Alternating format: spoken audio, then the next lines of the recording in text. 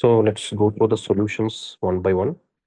So for this question, the volume of 1 mole of water is given, that is as 18 ml. That means at this particular temperature and a particular pressure, this is the volume of 1 mole of water.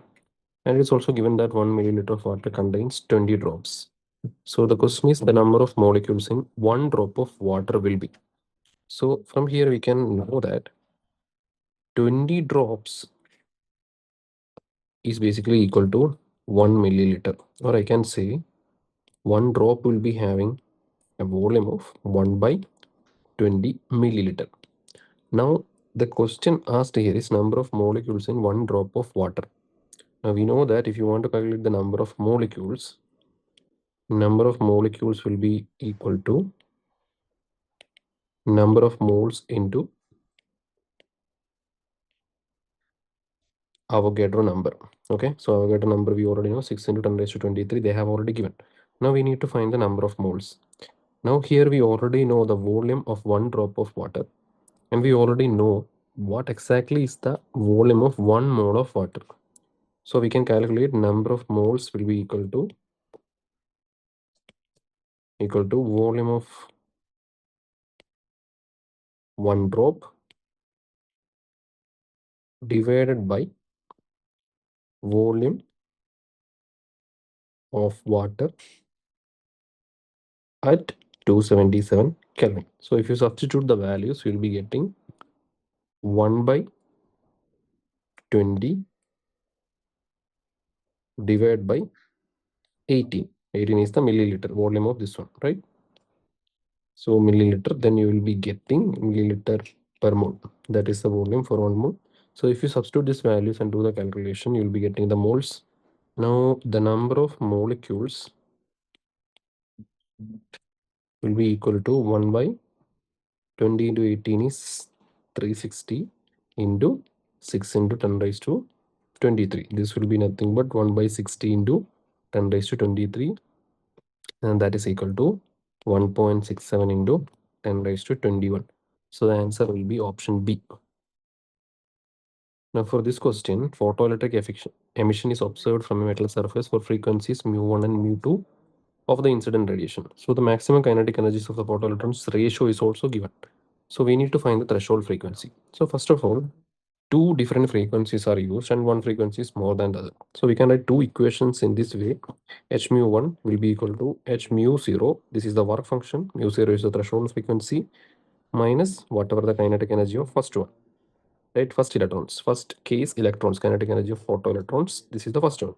So this is, let's say, first equation. Second equation is H mu2 will be equal to H mu0, sorry, here plus not minus, plus work function plus kinetic energy of second one. So this will be second equation. So now what we need to find is the value of mu0. So mu0 is, what do you mean by threshold frequency? So for finding that, we can actually divide both of them. So all the H related terms will be deleted, okay, or removed. We can write it, this equation, we can change it a little bit. Minus H mu0 is equal to K1. H mu1, mu2 minus H mu0 will be equal to K2.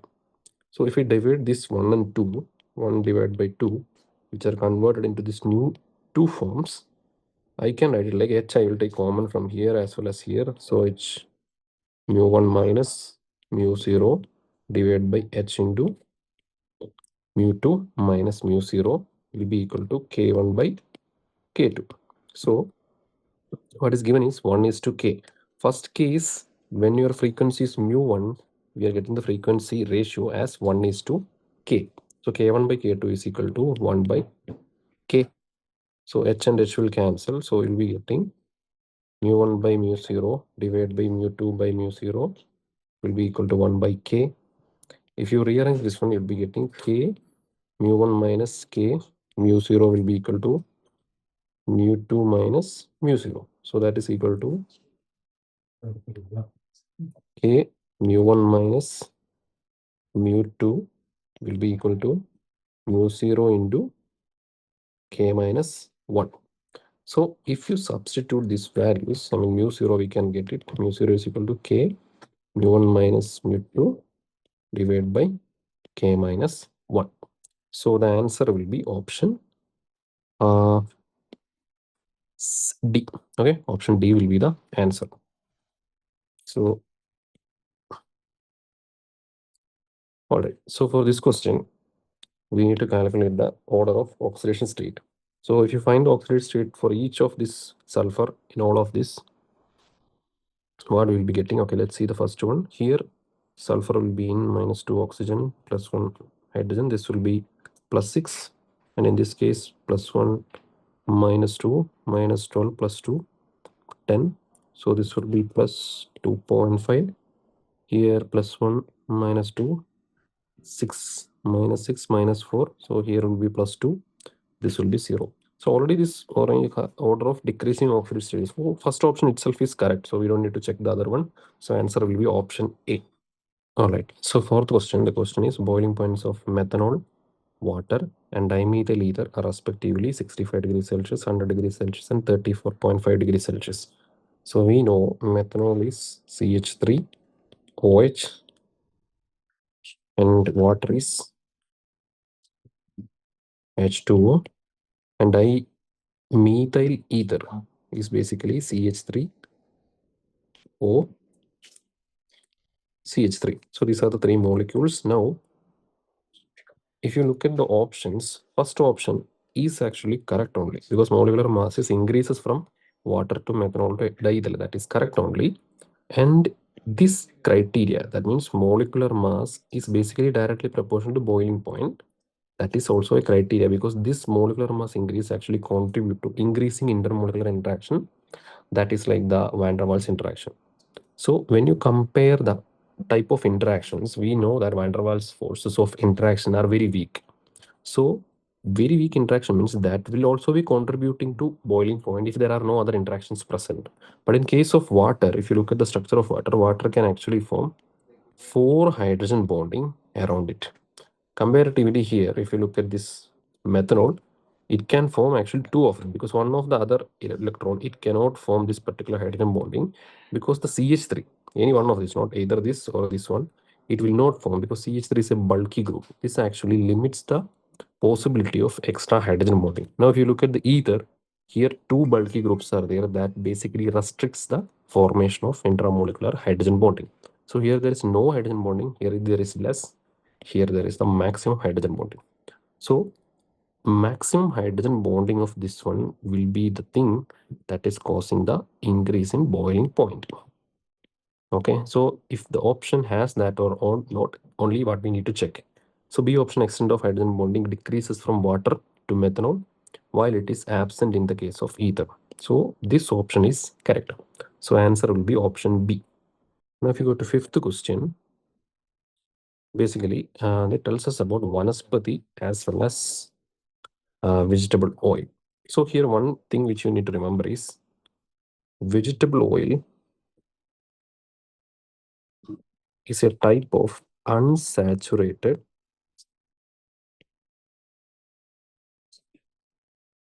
fatty acids. Okay, and vanaspati, which is formed from vegetable oil using hydrogenation method, is a saturated. Okay, this is a saturated compound basically. Okay, so unsaturated means what? This means it will be having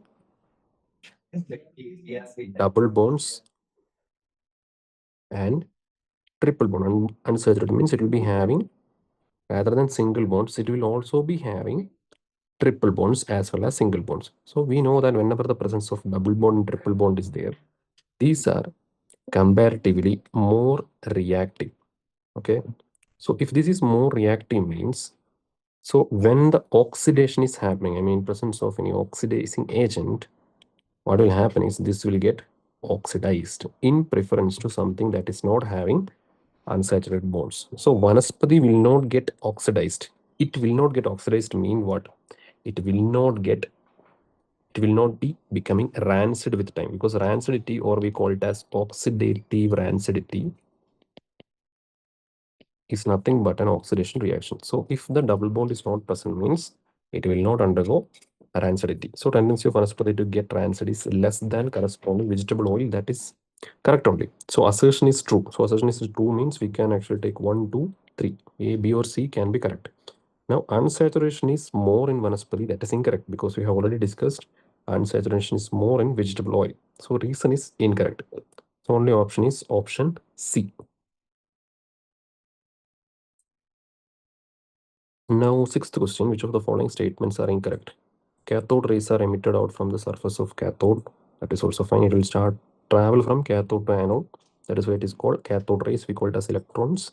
Cathode rays travel in straight line. That is also fine. That is also correct only. Anode rays are heavier than cathode rays. That is correct because anode rays are found to be presence of protons. Cathode rays are found to be presence of electrons. So anode rays are more heavier than cathode rays. Correct only.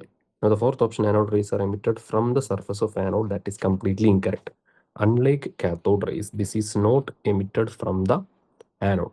Okay, this is actually emitted from the positive ions. Okay, these are basically the positive ions that is formed. This is the positive ions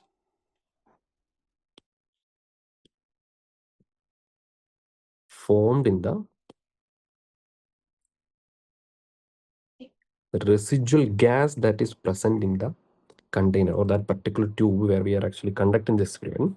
So this is present in the residual gas that is present in that tube, okay, discharge tube.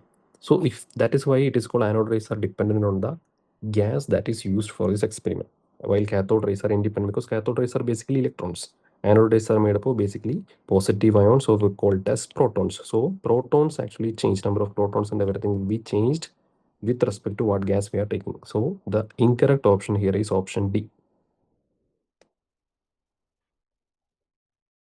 Now seventh question, which of the following reaction is not a disproportionation? Disproportionation means what? That means simply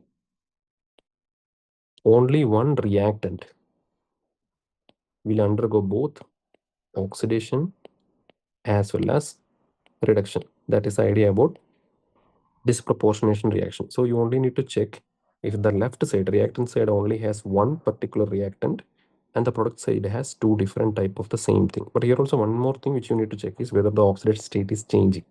So here Br2 is 0 and that is changing into -1 and +5. So one is getting -1 means that is undergoing reduction, +5 means that is undergoing oxidation. So this is a disproportionation reaction. Now here P4 is changing from 0 to -3. Here if you look at that, +2, -2, -4, +2, +2. Here it will be +3, -3 as well as +3. That is also undergoing oxidation reduction.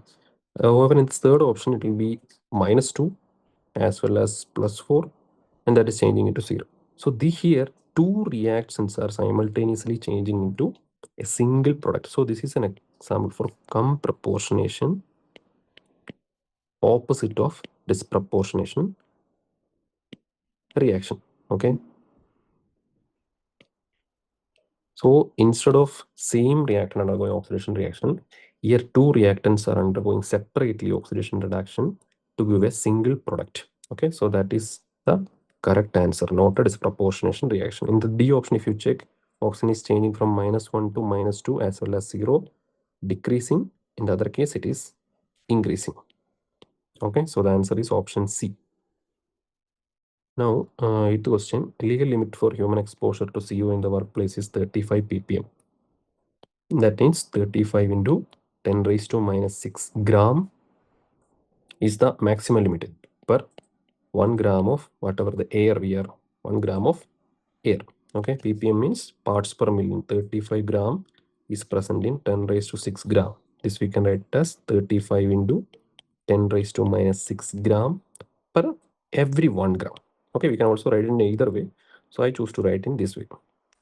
So assuming that the density of the air is 1.3 gram per liter, how many grams of carbon monoxide are in 1 liter? So they have given density and volume. So we can find mass of air. So mass of air is equal to density into volume.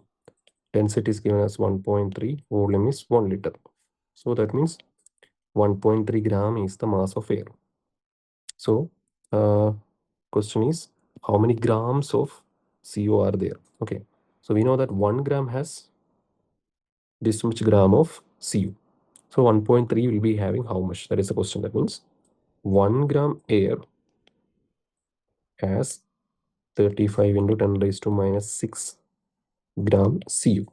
Then 1.3 gram will be having 35 into 10 raised to minus 6 into 1.3, which is equal to 4.55 into 10 raised to minus 5 gram. So the answer will be option A. Now, ninth question, amongst LaCl, BeCl2, MgCl2, and RbCl, the compounds with greatest and least ionic character. Now, greatest ionic character means, as per the Fajans rule, large cation. Okay, large cation and small charge density. Small charge density means bigger will be the size. Size is so big that a small charge will be distributed along the bigger area. So these two criteria is satisfied by rubidium, which is in the first group. So rubidium Cl is the most ionic one. Now least ionic will be one we are having small cation and large charge density. So there are, for example, small cation means lithium can be the smallest cation, but the charge density of lithium is comparatively lower. Magnesium, it has higher charge density, but the size of it is little bit more than beryllium. So here smallest one is beryllium. So only answer which satisfies B, Cl2. So this one is the ionic and this one is the least ionic. So answer is option B. Now 10th question, IE1 and IE2 in kilojoule per mole for few elements are given. Okay, few elements ionization energy 1 and 2 is given. First ionization as well as second ionization. We need to find which one is the most reactive metal. So we know that ionization energy increases from left to right. Left to right, ionization energy increases. So reactive metal means its ionization energy will be very low. Very low means it is easy to remove the electron. That's why it is called most reactive metal. That means its first ionization energy will be very low. So that means only one option is there, Q. So the answer will be option B. Now next question, the same table is given. We need to find the most reactive non-metal. Non-metal means the opposite of whatever given in the metal. That means if the ionization energy is very low, that is the most reactive metal. So if the ionization energy is really high, that will be the most reactive non-metal. So the answer will be option P. P means option A. Now 12th question, average density of universe as a whole. That I have given density. Now what we need to find is, if we assume that entire mass is only hydrogen atom, okay. So that means density is there, or universe is there only containing hydrogen atom. Average volume of a space that contain only one hydrogen atom. Now here we might get confused because one hydrogen atom means sometimes we will take 1 gram. But one hydrogen atom means mass of this one we will take it as 1 AMU. 1 AMU means approximately we can take it as 1.67 into 10 raised to minus 24 gram. So this is the one hydrogen atom, and we already given the density of the universe. So how will you calculate volume? Volume will be mass divided by density. So mass is 1.67 into 10 raised to minus 24 divided by density is 3 into 10 raised to minus 29 gram per milliliter. So the answer will be 55,666.67 milliliter. This we can write it as 55.66 milliliter. So here the answer is 55.66, but closest answer which we can get is C, because here I have taken the mass of hydrogen atom approximately as 1.67. This will be little bit higher. That is why we are getting this, got this value. If you take the accurate value, it will be little bit smaller than whatever the value I have taken. So the answer is option C. Now 13th question, equivalent weight of K2CrO4. So K2CrO4. So we can basically write this reaction. So this will be 3 Ag2CrO4. Okay, so this is the reaction. Now, how do you calculate the equivalent weight? So equivalent weight is equal to molecular weight of this compound divided by n factor. That is the equation. So here n factor only we need to find. K2CrO4 is already given, mass is m. Now what will be the n factor of K2CrO4?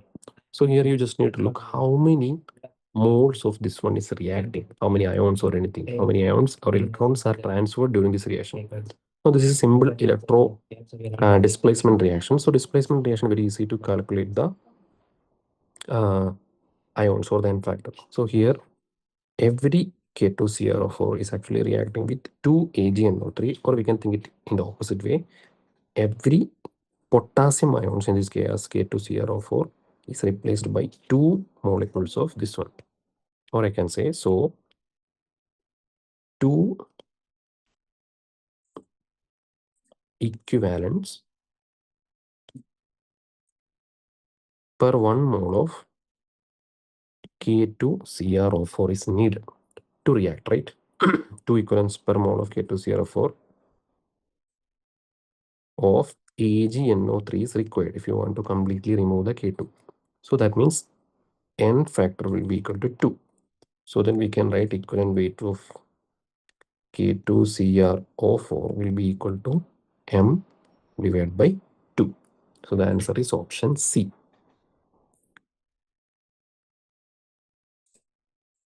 Now 14th question, there's some copying issues there. Let me copy it here. Okay. So identify the aliphatic hydrocarbon with 1 triple bond.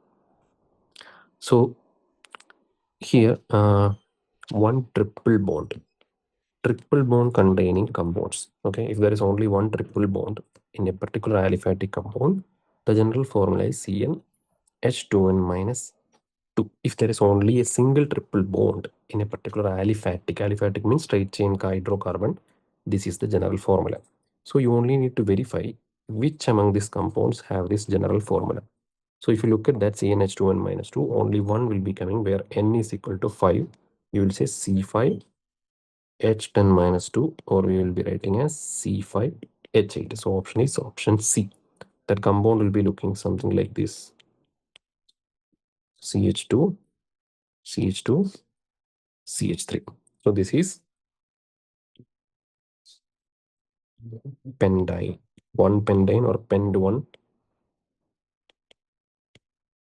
ine. Okay, one triple bond is there. So this is the compound. Now 15th question.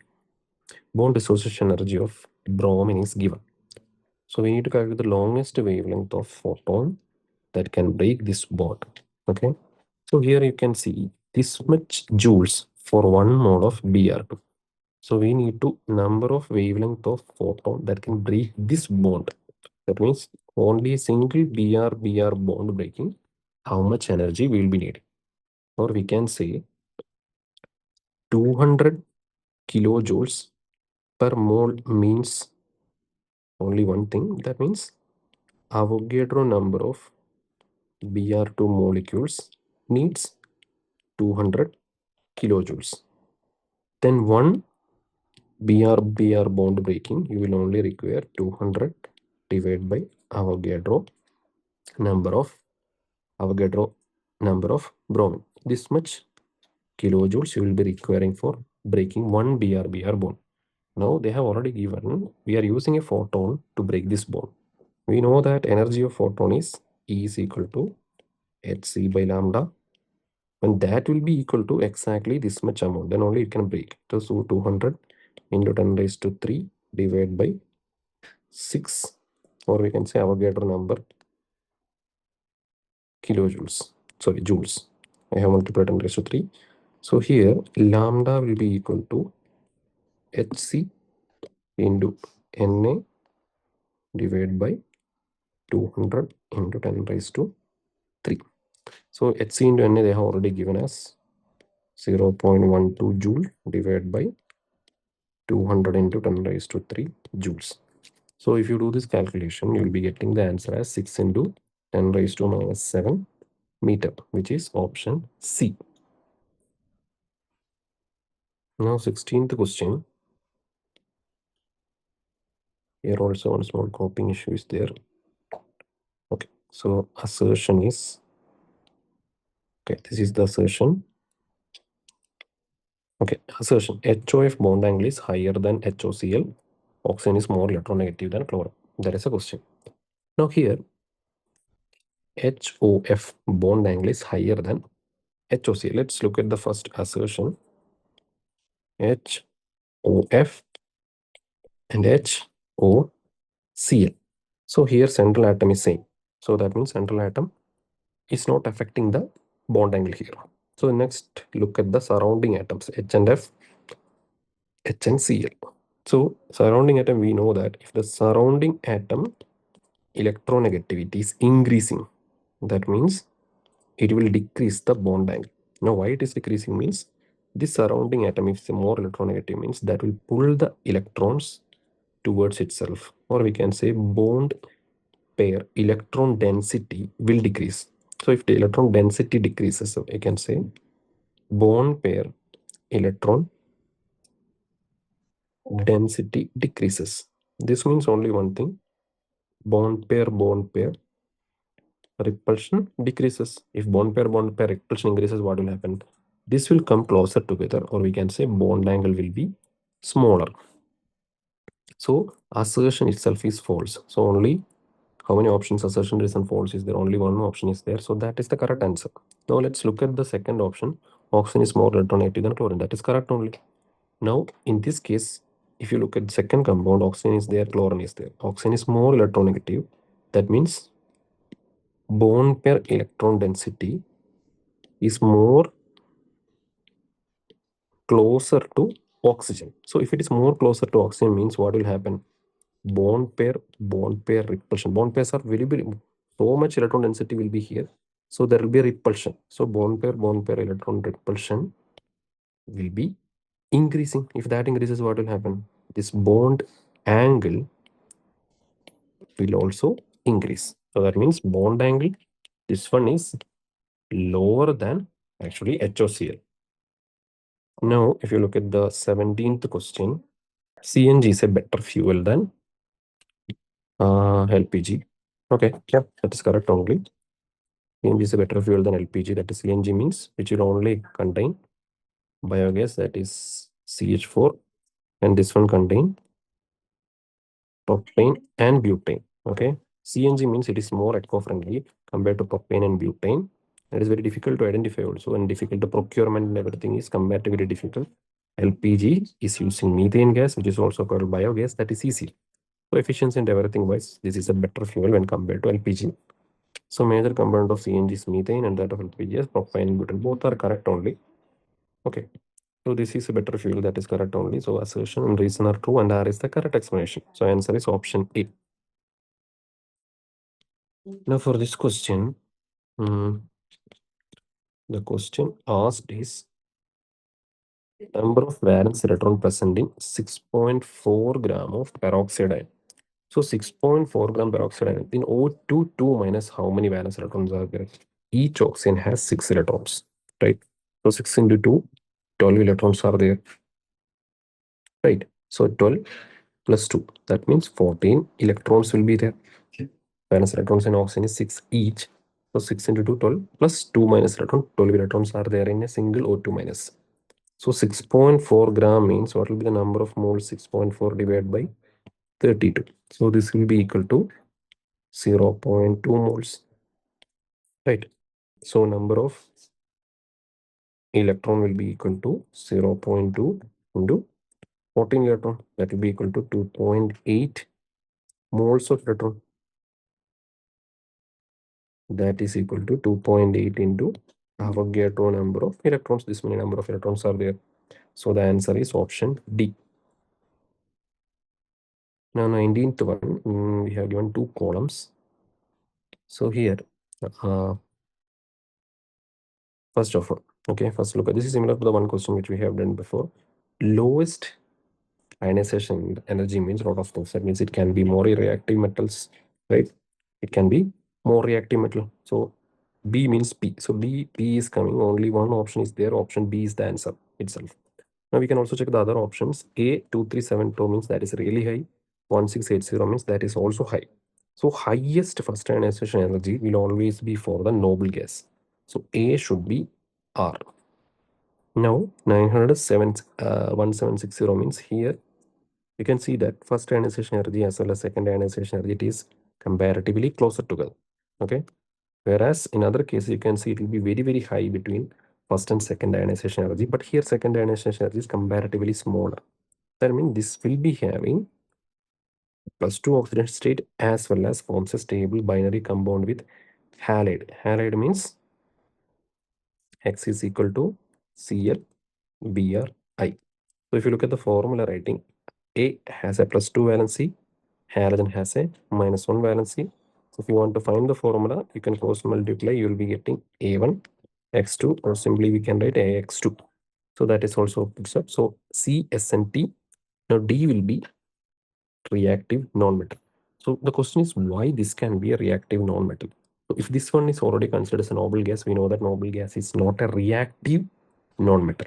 So the answer can never be this one, reactive non-metal, because they have already selected as a noble gas. Now in the previous question also you will be wondering why this is not coming, because in that question it was not meant, there were no mention about the noble gas or anything. So in that case, whatever the highest, that we will take it as a non-metal. But here there is two separate options for reactive non-metals as well as noble gas. So here we will specifically make the distinction between noble gas as well as reactive non-metal. So that is why A will come R and D will come Q. Now question number 20, identify the pair of position isomers of 2-methyl 1-pentane. So 2-methyl 1-pentane means if you draw the structure, this is 2-methyl 1-pentene. This is a structure. Now this you can draw in any many different way. Position isomer means difference in the position of this one as well as this one. That means functional group as well as the branches. The position of this double bond as well as the branch will differ. For example, this one 3-methyl 1-pentene means draw the pentene, 1-pentene, 3-methyl. 2-methyl 2-pentene means draw the pentene, 2-methyl 2-pentene. 3-methyl 2-pentene means draw the structure, 3-methyl 2-pentene. 4-methyl 1-pentene and 4-methyl 2-pentene. So 4-methyl 1-pentene means this one, and 4-methyl 2-pentene means this one. So this one is this one, this one is this one. This one is this one, and this one is this one, this one is this one.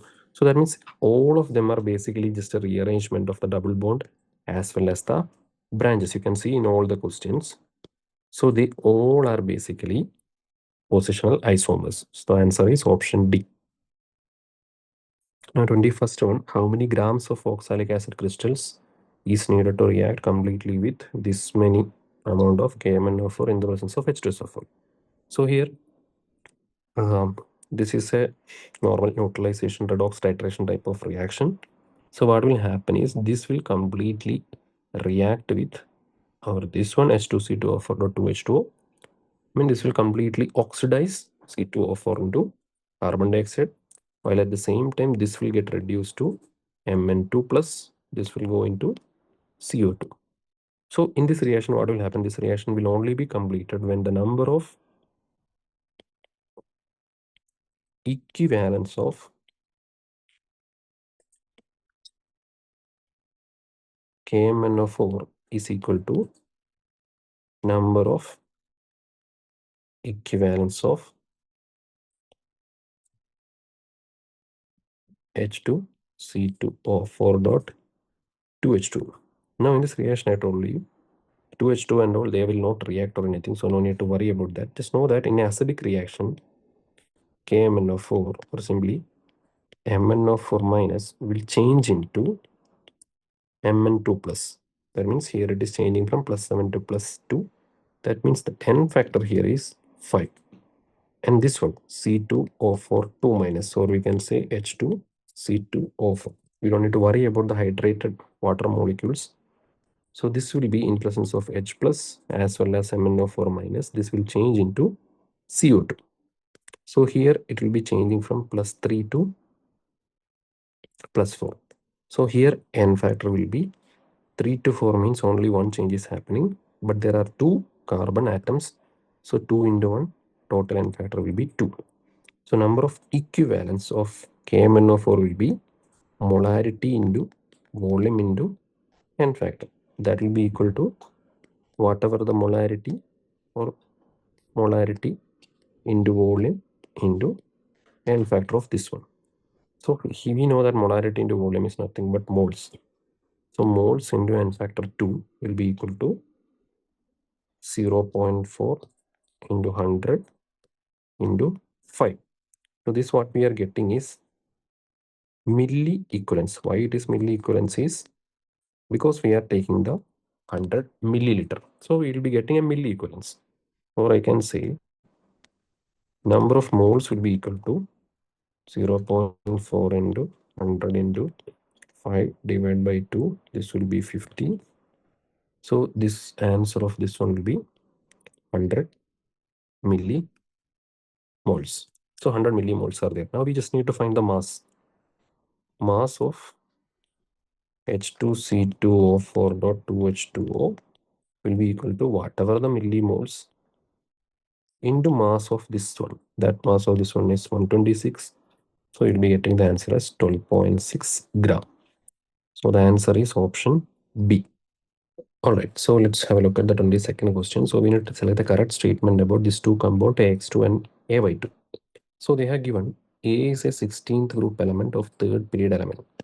16th group of third period element. So A is 16th group means oxygen's group, third period element means sulfur. Now X is more electronegative than A.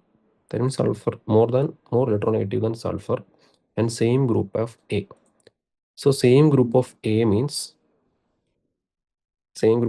only one element is there, oxygen. And Y means it is less atomic size than A and same period number of A. Less atomic size than A, but in the same period of A means only one element will be there, that is Cl. So here the compound formed are AX2 means sulfur O2. So we can draw it this way. SO2 is this one and AY2 is SCl2. So SCl, Cl like this. So this is sp3 bend shape. This is sp2 bend shape. So we can see two lone pairs are also there. This should be tetrahedral geometry, but these three things are in a single plane. So we can say hybridization of central atoms are different in both compounds. That is correct only. Now the shape of both molecules are same. That is also correct. Both compounds are planar. That is also correct. So 1, 2, and 3 are correct. And the bond angle of XAX is less than XAY. That if you look at here sp2 hybridization means this angle will be slightly, here is a lone pair, so it will be slightly less than 120 degree. But here this is a tetrahedral molecule, so the angle will be slightly less than 109.5 degrees. That means this angle is less than this one. That means YAY bond angle is, this will be greater than, not less than. So this is an incorrect statement. So the answer is option A. All right, so let's have a look at the question number 23. So here 20 gram of Fe2O3 is reacted with 50 gram of HCl. So let's write the reaction first. Fe2O3 that is reacting with HCl and you will be getting FeCl3 plus H2. So this reaction, if you balance, you will be getting an equation like this. So first thing, amount of unreacted HCl means it is already given that whatever that is reacting, I mean the limiting reagent is basically Fe2O3. So we just need to find how many amount of HCl will remain unreacted. So first we need to find how many HCl will react with this much, whatever the given amount of Fe2O3. So 20 gram of Fe2O3 is given and this one is 50 gram. So we can simply find, this one is already limiting reagent, so we can find number of moles of Fe2O3 will be equal to 20 divided by 160 is the total mass of this one. So that will be equal to 1 by 8, or we can say 0.125 moles. So then number of moles of HCl required for this 0.125 moles, we will basically need 0.125 into 6, whatever that moles. So this will be equal to 0.75 moles. Okay, this much moles only we will require. Now let's see how many moles are given here. So number of moles of HCl that is given basically equal to 50 divided by 36.5, that is a molecular mass, 1.35 moles. So that is higher. So remaining number of moles, or you can say remaining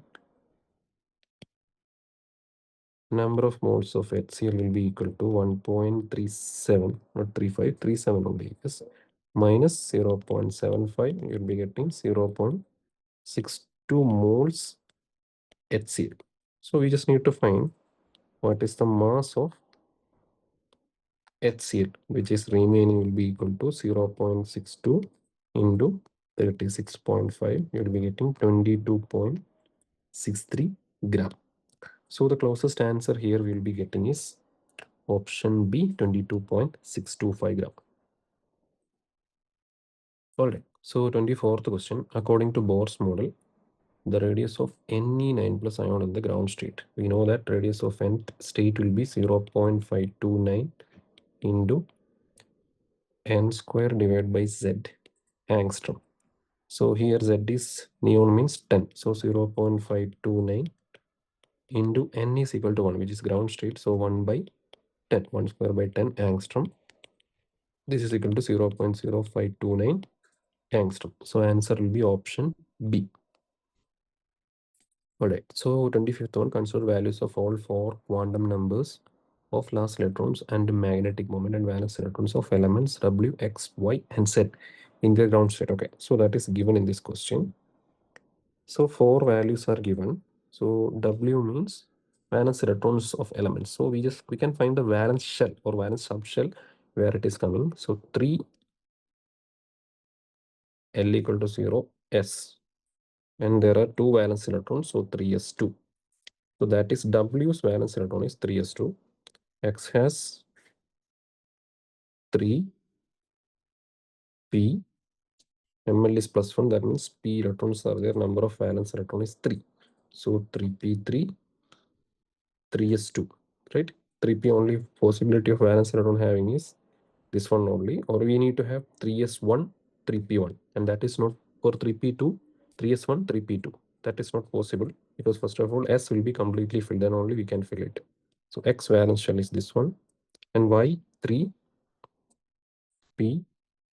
total 5 valence electrons are there. That means 3s2,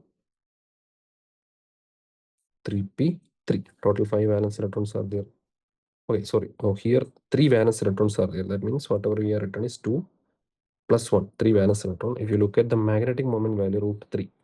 So root 3 means root of n into n plus 2 is root 3. Or we can say n into n plus 2 is basically 9. So this is only possible if you have, sorry, possible is equal to 3. So n, if you only have 1, then only you'll be getting 3. So that means number of lone pairs will be 1 here. Okay, so that is the one small correction. So 3s2 3p3 here, this one is 15, or we can say 15 is equal to n into n plus 2. Here n should be 3. 3 into 3 plus 2, 5, 15. Then only we'll be getting. So here we'll be having 3s2 3p3. Here 3. Here also 3p is there. 3p is there means 3s will be already filled. So root 8, 6 valence electrons are 2 plus 4 valence electron. Root 8 means 8 is equal to n into n plus 1, n plus 2. So n can only be how much? 2. 2 into 2 plus 2, 4. So n equal to 2. So this is Z. Now the question is, there are 4 statements given for this correct statement. So we just need to look at which one is correct. So ionization energy of element W is greater than ionization energy of element X. So W is already having 3s2. So that means I can say 3s2. This is 3p1. So obviously this will be higher. So that statement is correct. One is correct means all the statements are fine. Now I1 of element Y. Element Y means 3p3. Element Z is 3p4. That is also correct. 3p3 means half-filled p subshell that will be having higher ionization, first ionization energy. So that is also correct. Now IE2 of element X. IE2 means this p electron is lost. So 3s2 it will become greater than IE2 of element W. Element W is currently 3s1. So obviously 3s2 is more than 3s1. So now IE2 of element X is greater than IE2 of element W. So that is also correct. So that means we can eliminate this one as well as this one. Now this will also be incorrect. All are not correct. No, this or this one or all can be correct also. So IE2 of element Z. IE2 of element Z means 3p3 is greater than element Y. So element Y means element Y will be having 3p2. So this is also correct. So all the four statements are correct. So answer will be option D. Now 26th one, which among the following formula represent the saturated hydrocarbon as well as unsaturated hydrocarbon? Here, some of you might have mistaken this question and might have marked it a different answer. So the question is, single formula is representing, if you write the single formula in two different way, if you draw the structure, you will be getting a saturated hydrocarbon means no double or triple bonds. Unsaturated hydrocarbon means double or triple bonds will be there. So we need to know the general formula which can represent a saturated hydrocarbon as well as unsaturated hydrocarbon. So there is only single formula, that is CnH2n. This represent formula of a alkene. Alkene means a single double bonded aliphatic alkene. Aliphatic means straight chain alkene, as well as the formula of cycloalkanes. Alkane means a cyclic structure. So here, if you look at the formula, C4H8 is the only thing that actually satisfy this particular condition. So answer is option A. Now, if you draw the structure, CH3, CH2, CH double bond, CH2. Here 3 plus 2, 5, 5 plus 1, 6 plus 2, 8, 4 carbon. This is an alkene. We will say butene, or we can say 1-butene or but-1-ene. We can write it like that. Now cycloalkene, 4 compounds means CH2, CH2, CH2, CH2. We call it as cyclobutane. That means like 4 compound where there is no double bond. This is completely saturated. So the answer is option A. Now this question, 27th one, which of the following process is reduction? So reduction means we should revise whatever the idea about reduction which we know. Reduction means addition of oxygen, or we can say addition of, reduction means opposite of oxygen. Oxidation means addition of oxygen or any electronegative elements. Reduction means addition of hydrogen or removal of oxygen or removal of any electronegative element. So if you look at the option one by one, look at what is happening. In here, first option, what is happening? We are adding OH group. So this is an example for oxidation. Now second group, what do we see? There is a double bond. There is also a CH group. So double bond remain as it is, but CH2, CHO is changed into CH2OH. So here, if you look at this option, I did not add any extra oxygen because oxygen is as it is, but I added an extra hydrogen along with this one. That means the answer is option E, because here addition of hydrogen has happened. So how this is happening? Let's look at this reaction. So let me clear this a little bit. Let me clear this particular thing. So the answer is option B. Now let me take only this one, this particular guy. Okay, that is not coming. Okay, anyway, I will write it like that. CH3, CH2, CH, double bond CH, CH2, CHO means this is an aldehyde. We can also write it like this. Now this is changing into CH3, CH2, CH, double bond CH, CH2, C, OH, H, H.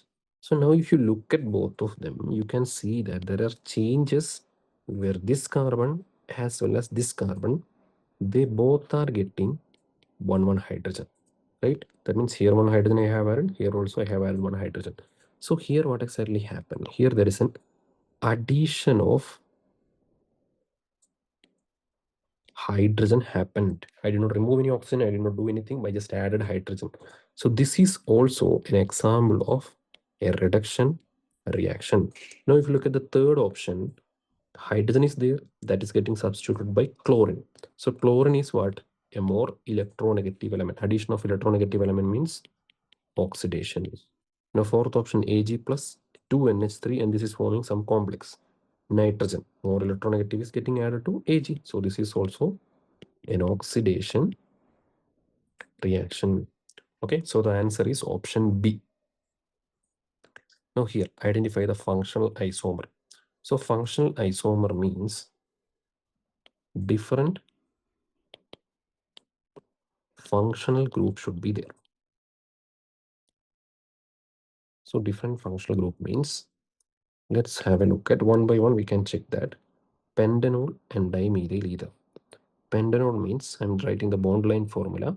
Bond line formula means, previous question also we have seen this, each point means carbon. So 1, 2, 3, 4, 5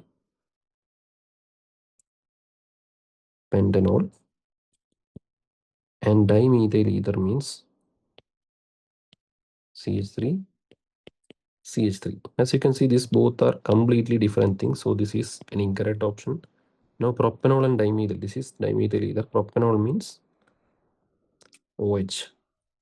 1, 2, 3. 3 carbon with an OH. This is CH3, CH2, CH2OH. No, that is also incorrect. Butanol and diethyl ether. Butanol means 1, 2, 3, 4. 4 carbon but plus an OH. Diethyl ether means 1, 2. Diethyl. Another group. Carbon. So total ethyl, ethyl, diethyl, ether. So here if you look at the compound, what are the number of carbons? Here CH3, CH2, O, CH2, CH3. Here CH3, CH2, CH2, CH2, OH. So if you count the total number of hydrogens as well as oxygen, you will be getting C4H10O. Here also C4H10O. So that means these two are isomers as well as the functional isomer, because here you'll be having an OH group, here you'll be having an ether group. So the answer is option C. So 29th question, a person needs an average of 2 milligram of riboflavin. Okay, riboflavin means vitamin B2 per day. 2 milligram means 2 into 10 raised to minus 3 gram riboflavin they need. So how many grams of butter should be taken by the person per day if it is the only source of riboflavin? I mean, butter, they are saying butter is the only source of riboflavin. So how much butter they should take? It is also given that each gram of butter will be containing 5.5 microgram. That means 5.5 into 10 raised to minus 6 gram per butter 1 gram. Okay. So this is very simple idea only. So you need 2 milligram and you need to eat butter. Each butter contains this much 5.5 into 10 raised to minus 6 gram. So I can say 1 gram butter will be having how much? 5.5 into 10 raised to minus 6 gram. Riboflavin, or you can say vitamin B2.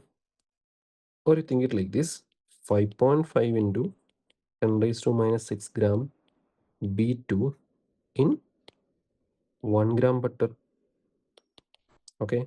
Now our question is 2 microgram, 2 milligram B2 will be in how many grams? That is the question. You can just cross multiply these things. That means 1 into 2 into 10 raised to minus 3 divided by 5.5 into 10 raised to minus 3 gram butter. So if you do this calculation, you will be getting the answer as 363.63 and so on and so forth. It will be 6363 like that. You will be getting the answer. So the answer is option A. Now let's start with the question 30 once more. So in the question 30, what is given is that 4 compounds are given. We need to match their angles. So let's start with the option number A, NO2 plus. So this will have a structure of linear shape which have a bond angle of 180. So A is P, which is all options are there. Now NO2 minus will be having a structure which is like this with a lone pair. So actually this will actually undergo resonance, and in NO2 as well as NO2 minus, you will be having oxygen in a partial double bond character. So here basically two types of repulsions are there. Lone pair double bond repulsion is there, and here double bond repulsion is there. So which will get prevalent? So if double bond repulsion is more means bond angle will increase. If this one is more means bond angle will be decreasing between NO and NO. So here what will happen is lone pair double bond repulsion is more than double bond repulsion. Now why that is so? Because lone pair, which we know here, this is a delocalized, or we can say this is not actually centered only around a particular direction. This can be distributed along very large distance. That means this will actually affect the bond pairs, and this will, and bond pair means basically only along a particular direction. That means this will be repelled more, or we can say theta will be less than what is expected of sp2, that is 120 degree. So this will be less than 120 degree, but it will not be very less, it will be less than 120. So from the given option, only option S, that means NO2 minus, will be having S as the answer. So B is coming. There are three options are there. So we can eliminate the option number B. Now if you go to NO2, NO2 is also having the resonance type of structure. And here is, instead of a bond pair, we'll be having a single odd electron. So now odd electrons are there. So there is repulsion between odd electron, double bond repulsion. Here also it is there. And here, as before, double bond repulsion is there. Now, when we compare the lone pair as well as the odd electron is completely comparatively locked. This is only single electron, so it will not move around that much. It will try to stay close to nitrogen only, because electronegative oxygen is there, which will be pulling. So a single electron will not be having as much freedom as we are observing in case of lone pairs. So what will happen is here double bond repulsion will be more than odd electron double bond repulsion. So what will happen is here theta will be more than 120 degree. So only one, because why it is more than here also. See, whenever odd electron we generally do not take in the case of hybridization. But if the central atom is bonded with the more electronegative atom, this will actually pull the electron density towards itself. So as a result of that, the odd electron will also be a part of nitrogen atom, which will be participating in the bonding structure of nitrogen.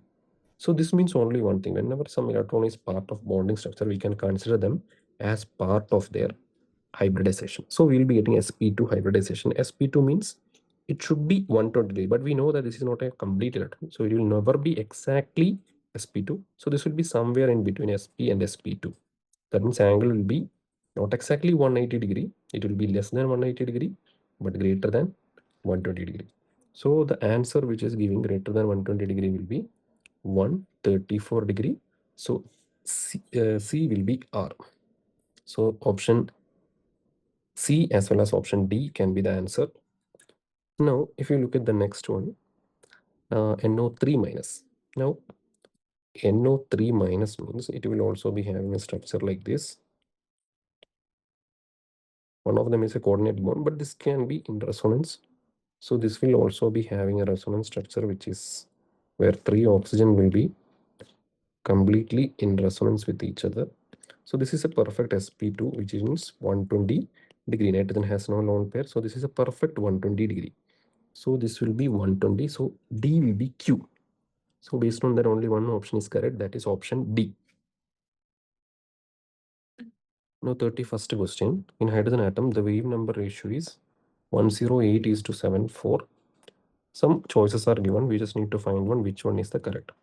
Now, if you do this calculation, we can do this in different way. So first of all, if you take a ratio, a wave number equation we already know, that is equal to RH into Z square into 1 by N1 square minus 1 by N2 square, right? Now, if you take the ratio of mu1 by mu2, what will happen is this RH Z square will cancel, because here Z is anyway hydrogen. They have given hydrogen. So mu1 by mu2 means this value will get cancelled. Only this one of the first one, this big bracket for first one divided by big bracket for the second transition. So I can write, after doing this calculation, mu1 by mu2 will be equal to 1 by n1 square minus 1 by n2 square. This is for the first one, divided by 1 by n1 square minus 1 by n2 square. This is for the second one. So if you rearrange this, I'll be getting n2 square minus n1 square for the first one divided by n1 square n2 square into, here what will happen is, this is for the first one, n1 square n2 square, this is for the second one, and n2 square minus n1 square, this is for the second one as well. This will be the equation. Now each one we will take Lyman series and first Balmer. Lyman means 1 to 2. Balmer first series means 2 to 3. So that means 1, n1 and n2 are this one. So mu1 by mu2 will be equal to n2 minus n2 square minus n1 square for the first one. That means 4 minus 1 divided by 4 into 1 into 2 to 3. So that means 9 into 4 divided by 9 minus 4. That will be equal to 3 into 9 into 4 divided by 4 into 5. So this will get cancelled. You'll be getting 27 by 5. That is not the answer. Now look at the second option. Mu1 by mu2. Here also Lyman means 1 to 2. Bracket means 4 to 5. So 1 to 4 means here same thing will be there. 3 by 4 into 4 to 5 means 25 into 16 divided by 25 minus 6 is 9. So here if you do this calculation, you will be getting 4. Okay, 3 by 4 into 9. So basically you will be getting 100 divided by 3. So that will be the answer here. And that is also incorrect. That is not what we are looking for. See, if you look at here, what will be Lyman and Passion. Now Passion series means 3 to 4. Lyman is same only. So mu1 by mu2 will be equal to, here will be 3 by 4 into 3 to 4 means 9 into 16 divided by 16 minus 9, that will be 7. So here 4 and 4 will go. So there will be 36 into 108 divided by 7. So the answer will be option C. Now 32nd question. Air contains 20% O2 by volume. So what volume of air is needed at 0 degrees Celsius, 273 Kelvin, 1 atm? That means STP only what we need to find. Combustion of 80 gram. STP we know 1 mole means 22.4 liter. That you need to keep in mind. So let's do this question. Methane means CH4. Combustion means reaction with O2. You will be getting CO2 plus 2H2. So 80 gram methane means 80 divided by 12 plus 4, 16. That is equal to 5 moles. So if this is 5 moles, number of moles of this one will be 10 moles. Now 10 moles of O2 means 10 into 22.4 liter, or we can say 224 liter, because we already know 1 mole means 22.4 liter. So we can say 10 mole means 10 into this much liter. What I did is found the values of moles of CH4 with respect to this one. How many moles of O2? 1 mole require 2 moles of O2. So 5 moles will require 5 into 2. You can say 5 into 2, 10 moles of O2. 10 moles of O2 means 10 into volume of 1 mole of O2, that is 224 liter. Now there's an answer like this. So you will directly jump into this value, but that exactly is not the answer. 224 liter is only oxygen, and that is the 20% of air. So what you need to calculate, what is the volume of air? So 20% is basically 224 liter. Now what we need to find is 100% of air means how much? So you can cross multiply it and you will be getting 224 into 100 divided by 20. So we'll be getting 1120 liter. So the answer is option D. Now 33rd question. Molecular mass of this one is 70. 70 means some CX HY is there. The total mass of this one is 70. What will be the molecular formula of its nearest neighboring homologues? That is the question. Now homologues means what? Homologues means homologue means these are the units differing by 14 unit of mass. We can say 14 unit or 14 gram mass, we can think it anyway. So that means if you are having 70 gram of a hydrocarbon, neighboring means something, one other will be here, that will be 14 plus 70, and here one will be there, that will be minus 70. That means we will be having two things, that is 70 plus or minus 14. So we'll be having two things. 70 minus 14 means you'll be having a 56 mass as well as 84 mass. So 56 mass and 84 mass, you just need to find from the given options which will be the correct answer. So 84 mass means, if you look at this option, only, what is the thing? 56 means you'll be having C4H8. This is directly, now you can just substitute and check. C4H8 means this one plus CH2 group, you will be getting the middle one 70, C5H10, and the next one will be C6H12. So the answer is option A. These are all belong to a family of CnH2n groups. These are basically alkenes. So the answer is option A. 34th question. So we need to find the equivalent weight of phosphorus. So here we can calculate this by simply seeing how many electrons are getting. This is a disproportionation reaction. So if you balance is 3, 3, you'll be getting pH3 plus 3 NaH2 P2 PO2.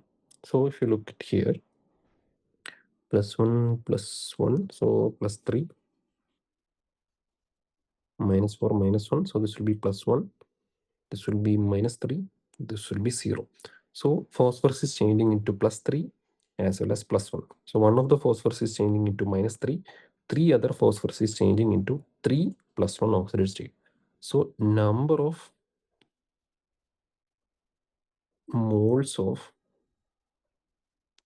electron transferred is, how many electrons are getting transferred is basically 3. Here, if you look at here, what is happening is, here gained 3 electron. Now if you look at this one, lost 3 electron. Now some of you will be wondering P4, how it is losing 3 electron. 3p is there, or we can say P3 is becoming 3p plus. So basically 0 to plus 3 you are changing. So 3 electrons are losing. So basically, number of moles of electron transferred is 3. So we can say equivalent weight is equal to whatever the molecular weight or atomic mass divided by n factor. So here mass is given as m divided by 3. So the answer is option B. Now for this question, we need to check which will conduct electricity, solid in fused state, conduct electricity, conduct electricity. The conduction of electricity. We just need to know that ionic compound, it will conduct electricity in fused state. Fused state means or molten state, as well as in solution state. That means if you dissolve that in water or any polar solvent, it will conduct electricity because it will dissociate into ions. So ionic compounds means it will have electronegativity difference of at least more than 1.6 or something. If it is more than 2 means okay, Paka, that is a ionic compound, not 1.6. 2, more than 2 we can say it is an ionic compound. So here if you check the electronegativity difference between all the compound, WZ. So WZ means electronegativity difference is 0.7. So 0.7 means this is a covalent compound.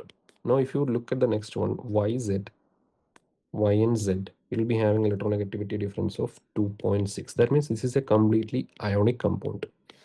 Now next one is XZ, X and Z will be having a difference of 1.3. So this is not actually completely covalent. We can say this is a polar covalent molecule. Now if you look at the last one, that is WX, that is having a difference of 0.6, and that is also completely covalent molecule. Now we can simply see that this one, WZ and WX, do not conduct electricity.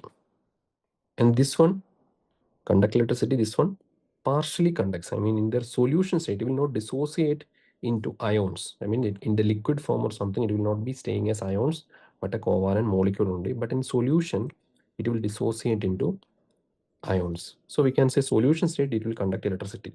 Now let's look at the option. WZ do not conduct electricity. Yes, that is correct only. YZ conducts electricity in fused as well as solution. Yes, that is also correct. YZ is an ionic.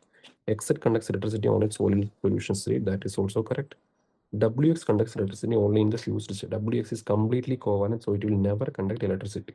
So the answer is option D. Now 36th question. Correct set of quantum numbers defining the highest energy electron is scandium. Scandium 1. Scandium 1 means 1 electron is lost, or we can write scandium plus 1. So it will be argon 3D2, sorry, 3D1, 4s1, or if you write it like AR 4s1, 3D1, that is also fine. But generally accepted way is this one, first one. Why? Because while you're filling, we will first fill the 4s, then 3D. That is why we will writing. But once it is filled, first electron will be removed from the last outermost shell, that is fourth one. So once you're removing electron, we will always write 4s1 in the last. So this is the last highest energy valence shell or subshell.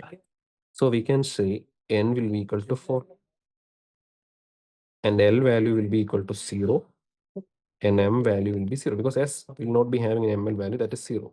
Spin can be plus or minus half. So only one option is there, option C.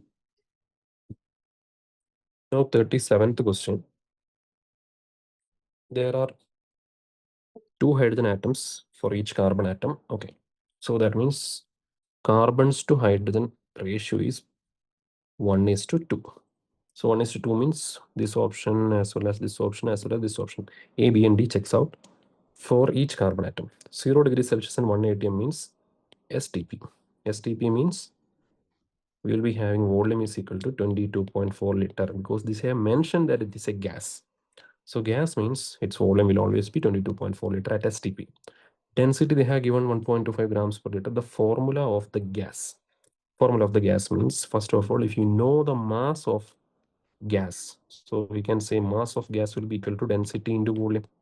That is equal to 1.25 gram per liter into 22.4 liter.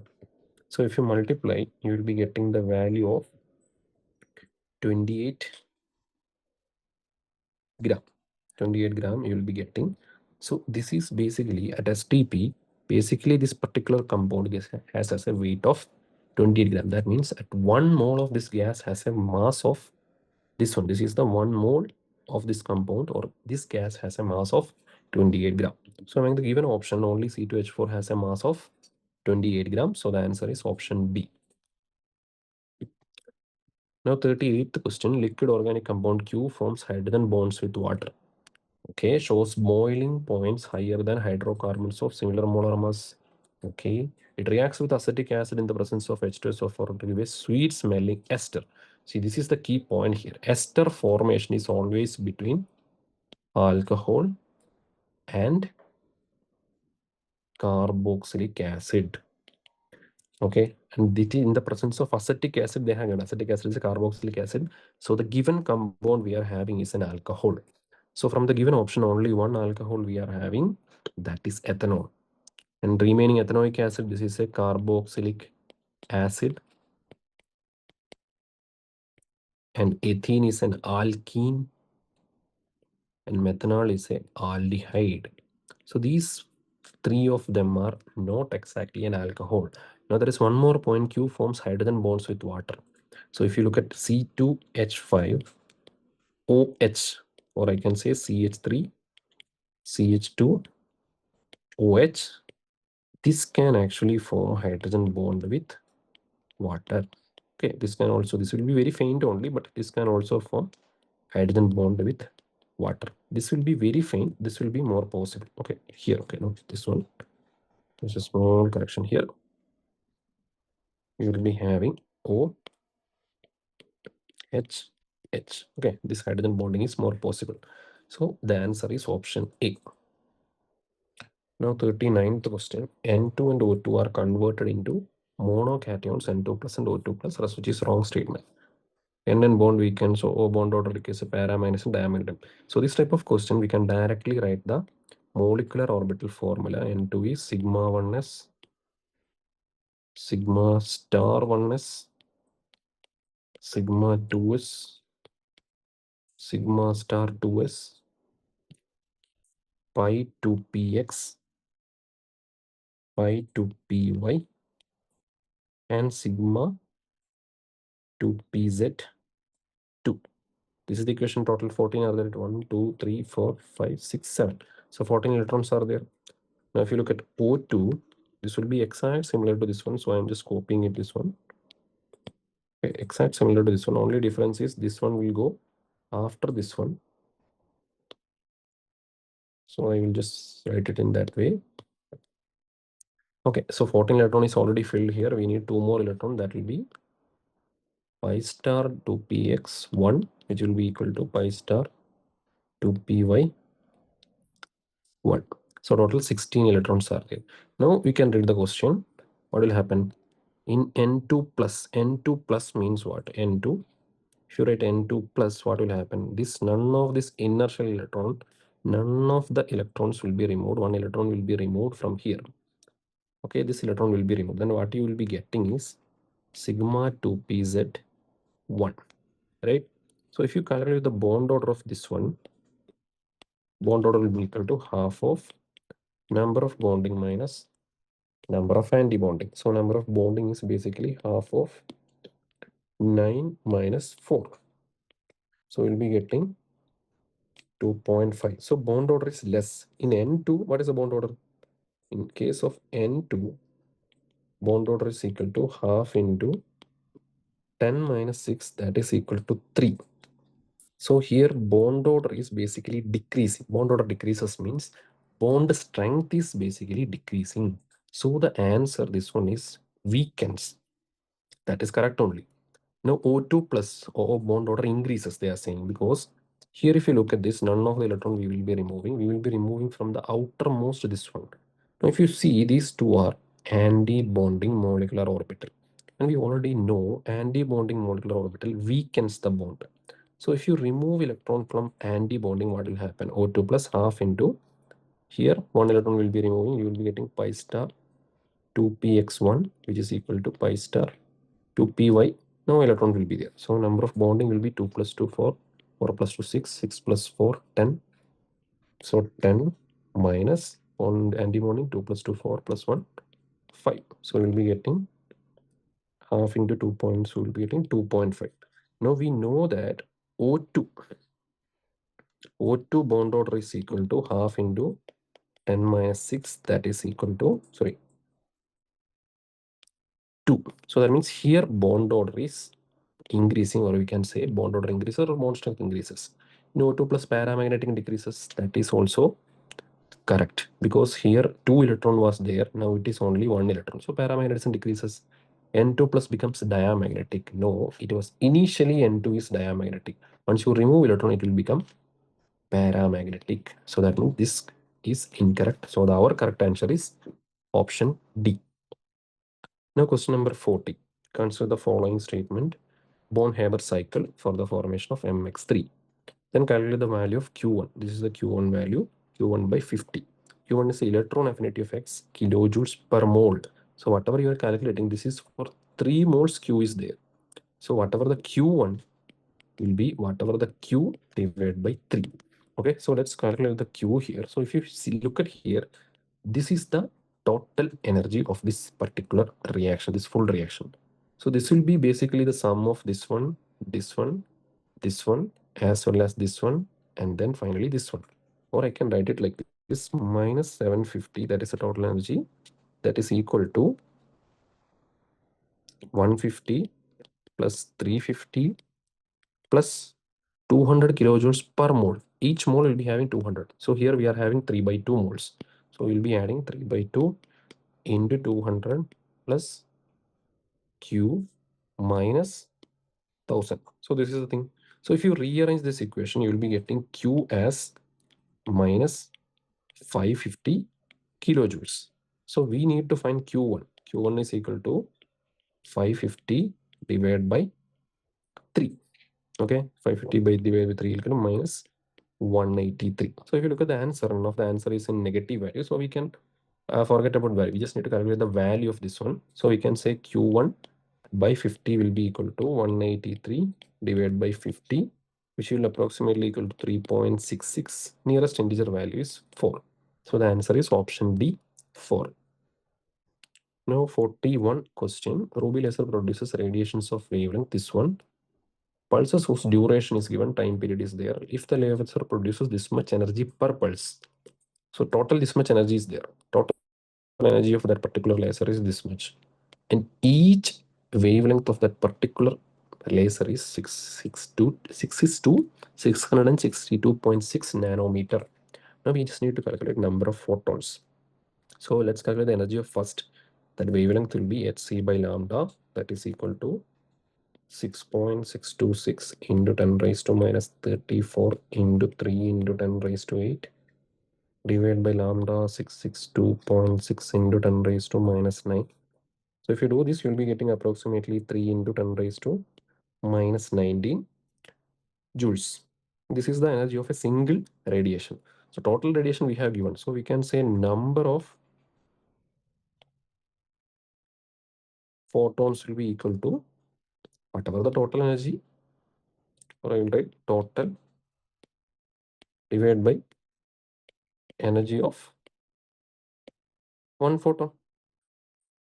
So we can say 0.36 3 into 10 raised to minus 19. So this will give the answer 1.2 into 10 raised to 18. So answer is option C. Now 42nd question, atomic masses of two elements P and Q are given 20 as well as 40. So if a gram of P contain P atoms, then how many grams are present to a gram of P? See, here you can directly, intuitively, you can think it that 20 gram of P and mass of Q is basically double of P. So if 20 gram of P contain B atoms, we can say 20 gram means how many moles are there? 20 gram means 20 by 20. So you can say 1 mole of P. Basically, instead of a gram, I'm taking 20 gram. 20 gram will be having 1 mole of P, or 1 mole atoms are there. Now, if you take 20 gram of Q, this is for P. For Q, 20 gram means 20 by 40. Basically, we'll be getting half mole of Q. Only you will be getting half mole only, or half mole atoms of Q only present here. If you take 20 gram, you will be having B atoms. That is for the case of P. But similarly, if you take 20 gram of Q, you will only be getting half of whatever we are getting in case of P. Okay. So if you take 2A gram, that means 2A means 2 into double of this. 2 into 20 divided by 40, you will be getting 1 mole of Q. Okay, I have just used, instead of A gram, I have just taken 20 as it is. So 2A or 2 times whatever the gram of A, if you take, you will be getting B number of atoms. Okay, or you can think it like this: A gram of P will have B atoms, or B atoms. If you take B moles, that is also fine. Now A gram of Q will be having A by 40 mole atoms. Okay, here B means A by 20 mole. So if you look at this one, A by 20 and A by 40, A by 20 is B, or I can say A by 20 is equal to B. Then I can say A by 40 will be equal to B by 2. Right. Now I am taking 2A gram of Q, means how much will be there? 2A divided by 40, or basically will be A by 20. This is nothing but B atoms. Right. That only they have asked. So the answer is option B. Now 43rd question. I minus can never act as an oxidizing agent. Is that correct or not? So I minus, here oxidation state is equal to -1. Iodine belong to the 17th group, which has a 7 valence electron. So it can show a maximum oxidation state of N to N minus 8. So N is +7 to -1. It can maximum show a range between +7 and -1. So if it is higher oxidation state, it can never lose. So never lose more electron. -1 means it can never add any more electron. That means at this point, +7 oxidation state, it can only act as, or it can only take electrons, or we can say it can only act as oxidizing agent, because it cannot lose anymore. That means it will never undergo oxidation, it will only undergo reduction. Now -1, it cannot add any more electron, it can only lose electron. That means it will act as a reducing agent, or it will be undergoing oxidation. It will lose whatever the electron having, so that it will attain stability. All right. So looking at this, now we can read this question. I can never act as an oxidizing agent. That is correct only. It can only act as reducing agent. Oxidizing agent undergoes reduction. That is correct only. So we can say oxidizing agent undergoes reduction. That is correct only. So we can say statement 1 is correct, but statement 2 is, statement 2 is correct. Statement 1 is incorrect. So answer is option D. All right. So in this question, they have given statement 1 as I minus can never act as an oxidizing agent. So I minus means its oxidation state is -1. Now, if you know the idea about oxidation state and when it can act as oxidizing agent as well as reducing agent, iodine has a valence of electrons, 7 electrons. 7 electron means its oxidation state ranges from N to N minus 8. That means +7 to -1, its oxidation state will be changing. +7 means maximum oxidation state, or it can maximum lose 7 electron. So beyond which it cannot lose electron. That means at +7, it cannot undergo any more oxidation, or it will act as an oxidizing agent, which will undergo reduction, or it will take electron. -1 means it has taken maximum number of electron. It can only take one more electron, because taking one more electron, it has already attained stability. So it will not take any more electron. So we can say it will not act as a oxidizing agent. It will act as a reducing agent, and it will keep losing electron by undergoing oxidation. So that means the first statement is correct. It can never act as an oxidizing agent. An oxidizing agent undergoes reduction. So that is also correct. So both the statements are correct. Now 44th question. Mixture of 254 gram of iodine and 142 gram of chlorine is made to react. So that means I2 plus Cl2, you will be getting ICl plus ICl3, right? So if you balance this reaction, let's see how it will come like. So if you add here 2Cl2 and you will be getting 4Cl. Okay, so this is already balanced reaction. Now here it is given 254 gram. Now we know that number of moles of this one will be 254 divided by 254 because 127 is the mass of one iodine, so it will be 1 mole. This one we have given as how much it is there, 142 gram. So 142 gram. So 142 divided by 71 is 35.5 into 2. You will be getting 2 moles. So 2 moles of the 1 mole of iodine and 2 moles of chlorine is there. So then you will be getting 1 mole of ICl. See, by default 1 and 2 moles if you are taking, you will be getting 1 moles of ICl and ICl3. So look at the option which is having that. So only one option is there. Option B is the correct answer. Now 45th one. So Nb is the number of bonding electron and Na is the number of anti-bonding electrons in a molecule. So if the question they have given a condition Nb greater than Na, that means bond order we can calculate by half of Nb minus Na. So here if you see, if Nb is greater than Na, that means bond order will be positive. It will be greater than 0. It will never be 0. That means this particular thing will exist. Okay, it will exist. So this thing is incorrect. So this is only paramagnetic. There is nothing like that. It can be paramagnetic as well as diamagnetic. May have any integral value that is incorrect. Integer value of negative is not possible. Fraction is possible, 0 is possible. So this is also incorrect. Molecule may be stable or unstable because this Nb greater than Na does not give you any idea whether the compound is stable or not.